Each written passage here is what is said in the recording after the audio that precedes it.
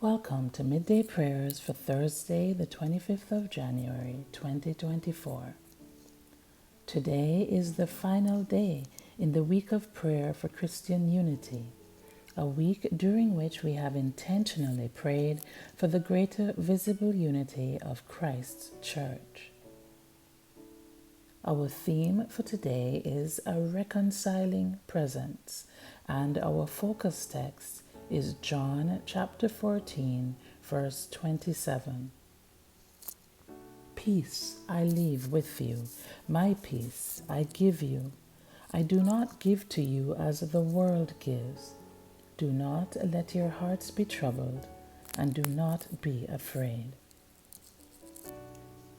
As we enter prayer today, we will be engaging the Coventry Litany of Reconciliation, which is prayed in the new Coventry Cathedral every weekday at noon. I say the new Coventry Cathedral because the magnificent ancient cathedral was destroyed by sustained bombing during World War II. The provost of the cathedral at the time, Dick Howard, even while standing among the charred ruins, made a commitment to work after the war with those who had been enemies to build a kinder, more Christ-like world. Those ruins, which were never demolished but remain visible to this day to all visitors, are a stark reminder both of man's inhumanity to man and of Provost Howard's determination to seek reconciliation rather than revenge. Nearby, the new cathedral represents new beginnings, or what God can raise up. In reflecting on the meaning of reconciliation, the men and women who have served as the Coventry Canons for Reconciliation remind us that reconciliation is not the absence or glossing over of conflict. In fact, there are conflicts that might never be resolved.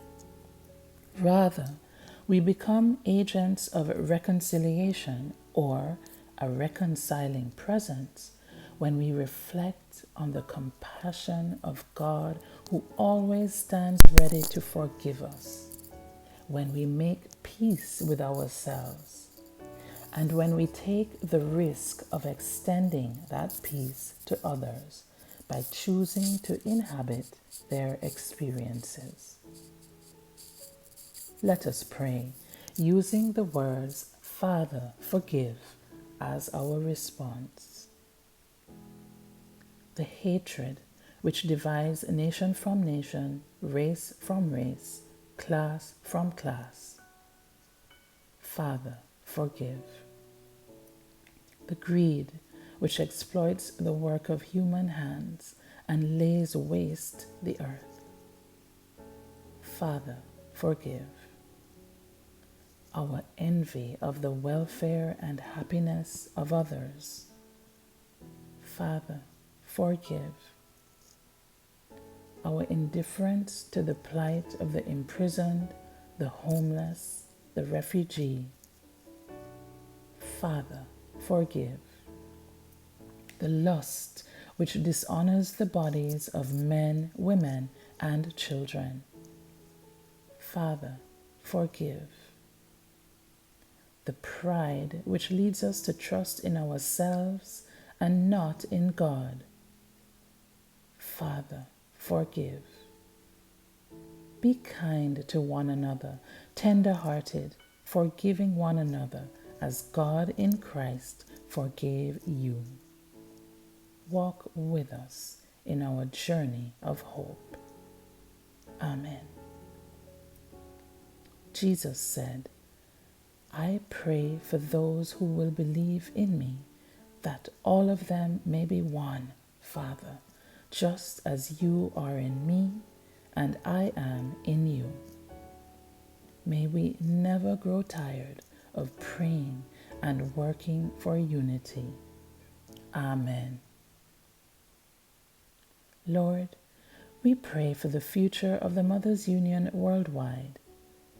We continue to offer special prayers this week for the faith communities in Burkina Faso as they consider what it means to love one's neighbor in the midst of a security crisis. And so, gracious and ever living God, we pray for your mission as carried out by the service of Mothers Union members worldwide. Bind us all together in love with cords that cannot be broken. Through Jesus Christ our Lord. Amen. And now, may the love of the Lord Jesus draw us to himself. The power of the Lord Jesus strengthen us in his service, and the joy of the Lord Jesus fill our hearts. Amen.